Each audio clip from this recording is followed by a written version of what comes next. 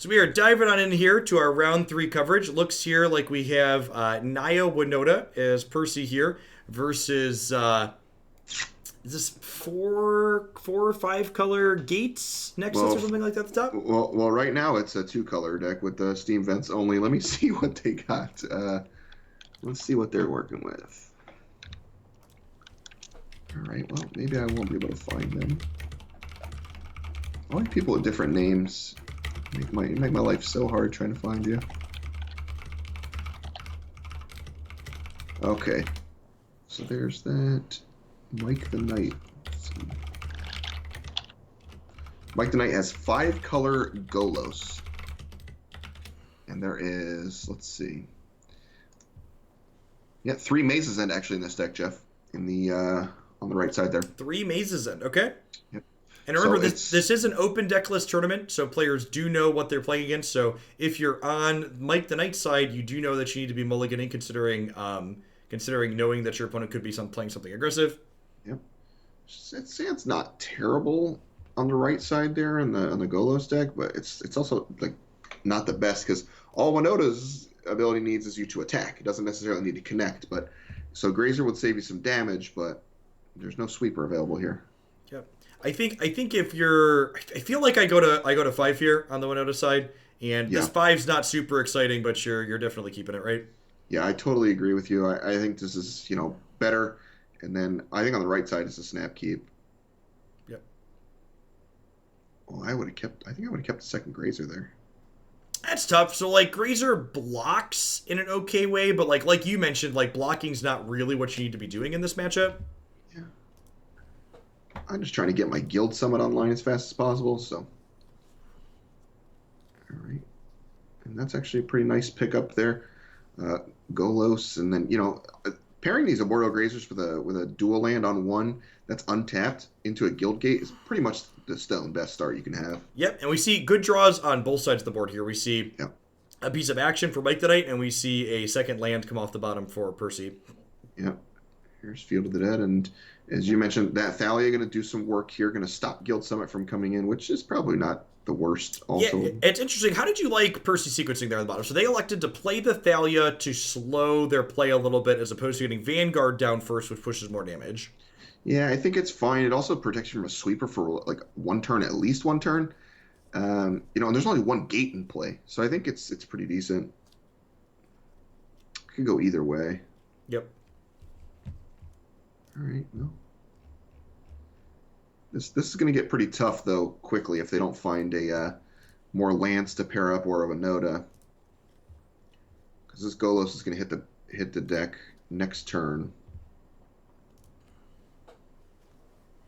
Golos is going to start turning on these Field of Deads. It's going to be... Legion War Boss, great pickup here. Can apply a lot of pressure pretty quickly, but the Golos does brick wall them pretty hard. Jeez.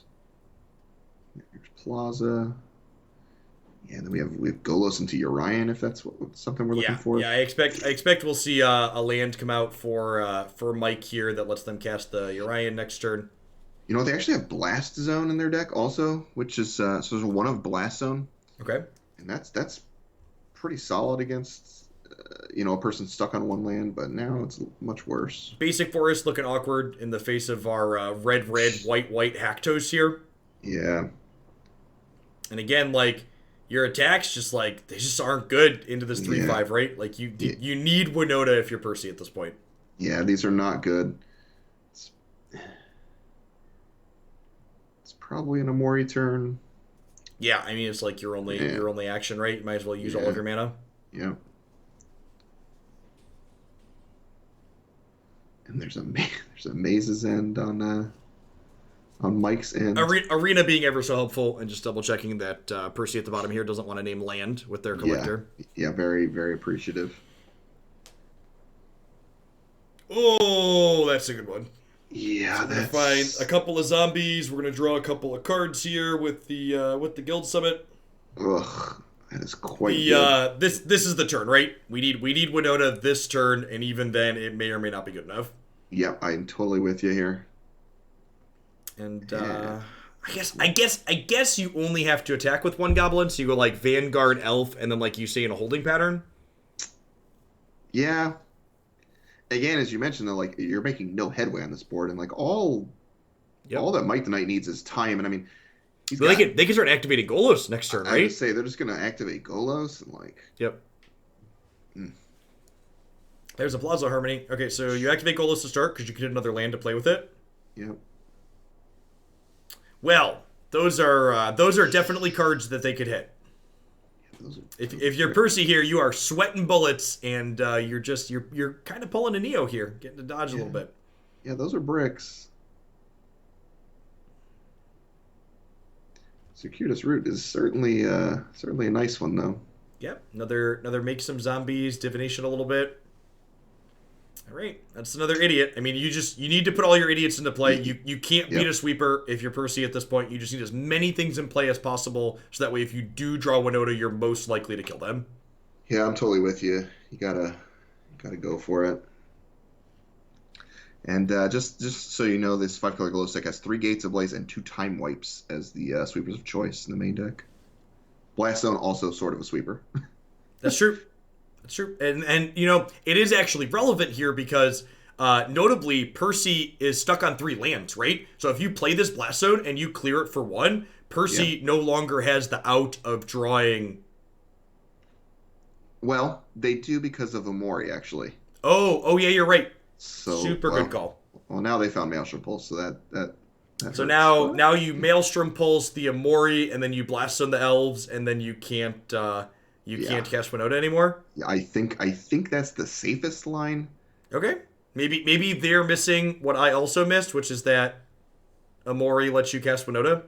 Yeah, it's definitely a possibility, as it's not something that's super intuitive if you haven't played the deck before a bunch. They also get to play Blast Zone here, and now they get to draw 4 cards. Yeah, it's totally fine. It's just, Winota is scary enough that, like, if Winota comes off the top next turn, Percy can realistically hit Haktos Marauders and kill them. Yep, could die. Okay. Like, all these cards stink. All right, if you're Percy, you're like, tap the deck. Nope, that's not it. And we see a Nexus of Fate here for Might the Knight, so I think that's gonna be the lights out. Yeah, that's probably gonna do it. And this deck is playing the full 4 of Nexus of Fate, of course, because why not? And yeah, good showing there from the Yorion deck. I mean, again, the Amori, the Naya Winota deck got kind of held up on lands and never found the namesake cards, so. Obviously going to be harder to win those, and the board's just completely gummed up. Yep, and we see Percy identifying there what we talked about, that Nexus of Fate just going to be lights out, not going to make anybody waste any time. Yeah. All right, let's see what kind of tools they got in the end. There's Rune Blaster. Yeah, 4 Rune Blaster is quite good. And we can see here on Mike's side, we really don't have a lot of great tools on the board, huh? So you get to bring in like Aether Gust, and you get to bring in Grafdigger's Cage to stop Winota, but other than that. Yeah, so notably that Mike has a pair of Grafdigger's Cages met by Precip's 2 Night of Autumns as well. So, again, another reason why like Open Deck List is cool. You definitely know that they're going to get some run with your Night of Autumns in this matchup. Yep. Not only against Cage, but Guild Summit is another big one. Yep. And you see here some Guild Summits actually coming out here on the Maze's End side, correctly identifying, I think, that is not... card advantages until they really want to approach this matchup. Yeah, I agree.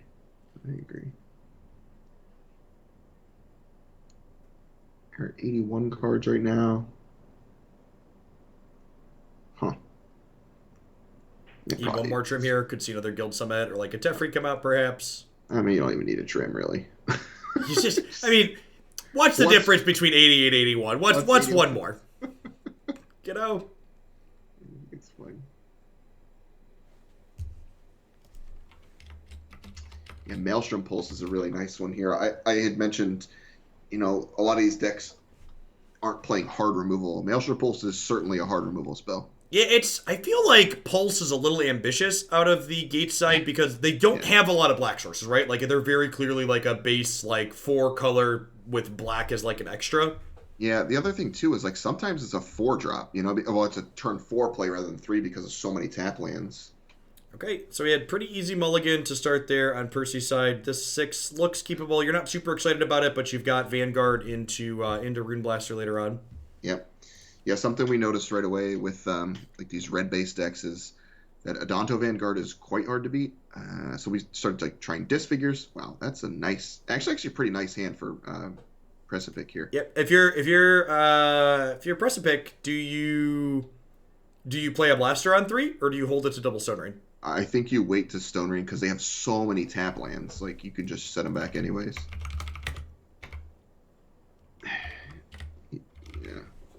Yeah, I'm pretty into this. Yeah, I like their sequencing here too. I think you're right. I think especially on the play, you just want to like put them back as far as possible. Especially like Elvish Rejuvenator is quite annoying. Yep. But... It's kind of like the weirdest of 1-for-1s in a way, right? So like the Rejuvenator added a land, this takes away a land, and then they trade. Yeah, this is pretty annoying. Only the red card costs 4 mana to 1-for-1 the 3 mana green card, right? Yeah, yeah. Because forests. So they took out, yeah, exactly. So they took out a breeding pool. I wonder, just looking at the deck, if there's any reason to like cut the white off. There actually is. So like Teferi could be pretty annoying. Well, notably taking the breeding pool means they can't Teferi anyways, right? Because they didn't. Unless they have blue source. Yeah. I really like going after the green mana here, and they're going to get paid off here actually, because I assume we're going to see them kill the Stomping Ground here. Yeah, looks good. Oh, okay, sure. That kind of surprised me. I feel like I would want to cut green. Okay, they're prioritizing cutting blue. Yeah, now we're pivoting. Yeah, pivoting into blue. More blue cards. And looking at Mike's hand here, cutting blue makes a lot of sense. Getting paid off for it too. Yep. This is a lethal spellbreaker. Yeah. Yep. That's, all right. That's gonna be it. Back to the drawing board. Cool. And this, I feel like this really highlights some of the strength of the Winota deck, because like in my experience playing the Winota deck, your losses are close, like that loss that we saw in game 1, and your wins are often runaways. Yeah, I mean, Ruin Blaster against these bigger mana decks is just such a beating. Like, who cares? You know, they're going to trade it off with their Reclaimer. You set them back a whole turn at least, if not more sometimes. Gosh, the 6-spell hands always look nice, but unfortunately you just can't keep that. There's no way. Triple Ruin Blaster, too.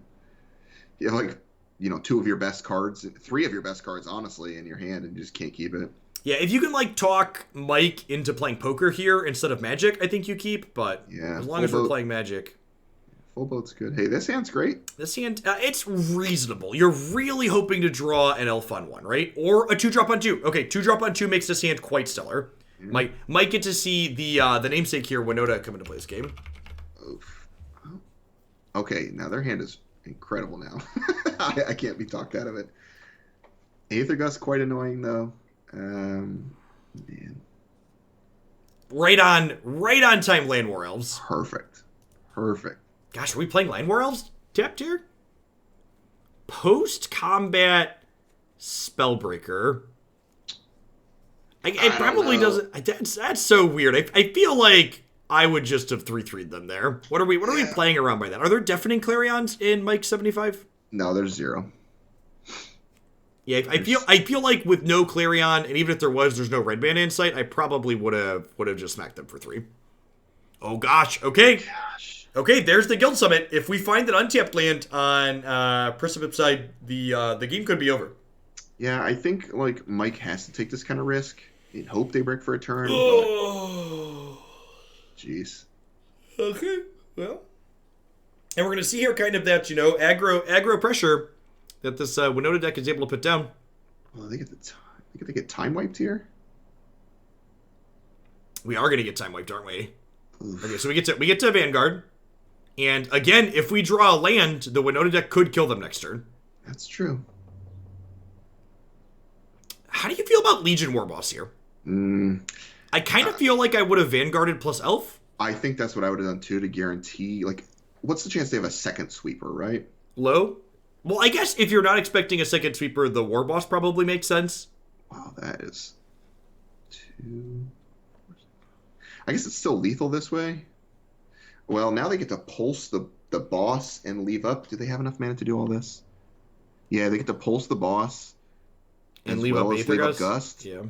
And then Golos they here. get a Okay. Nexus. So, like, with the Golos jam here, you know, you really wish you could play Winota this turn, right? So, like, if you don't draw a land, if you're Precipip, you're, like, really getting punished for your sequencing. Yeah, if they don't draw a land for it, the game's probably over again. Because, like, this is going to start making zombies. There it is. Okay, so spin to All right. win, Maddie. Hit This it. is probably it. We get four Winota triggers is really hard to miss on. Yeah. You have to look at your top 24 cards. Like, again, like, there's a variance aspect here, but, like, looking at 24 cards is an incredible number of cards. You are incredibly likely to find one or more Marauders here. And we're done. Seeing here why the deck is named Naya Winota here. Just very, very powerful. Yeah, I don't know, just like thinking about it, I think the risk-averse play is to pulse and, like, leave up Gust for one more turn, because you guarantee get to Nexus next turn. It's tough, though, but yeah. negative 46. Yeah, you get just very, very impressive. Yeah. All right, that one was relatively quick. I think we're going to be able to pop on into another feature match with both sides here, so let's take a peek at that, huh? Just a moment.